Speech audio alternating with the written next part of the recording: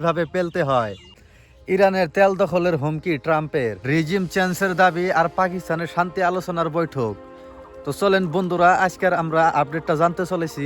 খুব গুরুত্বপূর্ণ একটি আপডেট। তো প্রিয় বন্ধুরা, ভিডিওটা ফার্স্ট থেকে লাস্ট পর্যন্ত দেখবেন, তো ক্লিয়ার হতে পারবেন।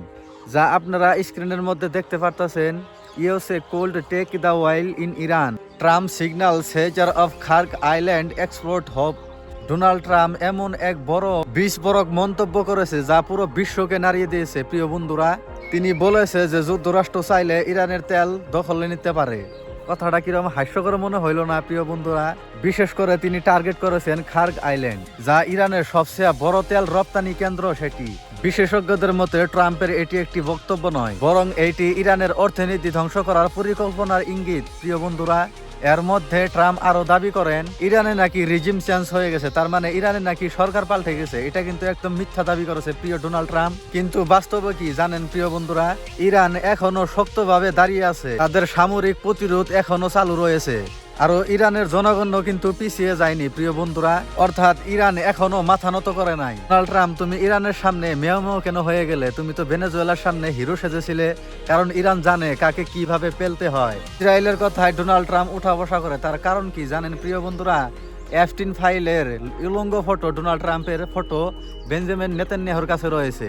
সেই ফটো ভাইরাল করে দিবে বলে ট্রোল করে তাকে যুদ্ধ করাচ্ছে ইরানের বিরুদ্ধে।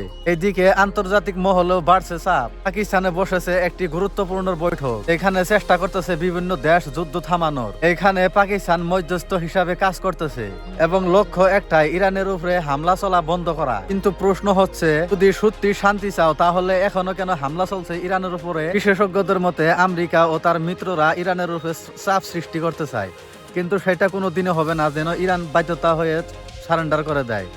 কিন্তু ডোনাল্ড ট্রাম্প, তোমার স্বপ্নই থেকে যাবে, এটা কোনো দিনও হবে না। ইরান কিন্তু তোমাদের সামনে মাথা নত করবে না, এটা কিন্তু মনে রাখো। আর ইরান নিজের সার্বভৌমত্ব রক্ষায় লড়ছে। ইরানের উপর লাগাতার হামলা, তবু ইরান পাল্টা জবাব দিচ্ছে। বিশ্বজুড়ে তেলের বাজার অস্থির হয়ে পড়েছে। সব মিলিয়ে যুদ্ধ এখন পূর্ণাঙ্গ যুদ্ধের দিকে এগোচ্ছে প্রিয় বন্ধুরা।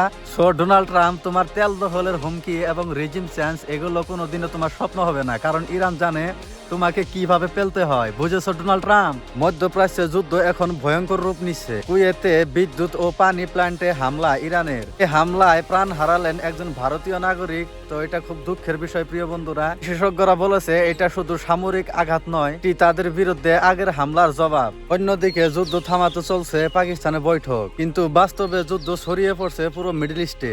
এমন ধরনের আপডেট পাইতে আমার এই চ্যানেলটিকে সাবস্ক্রাইব করুন এবং আপনার মতামত কমেন্ট বক্সে জানিয়ে যান, এবং ভিডিওটি ভালো লাগলে একটি লাইক করবেন অবশ্যই।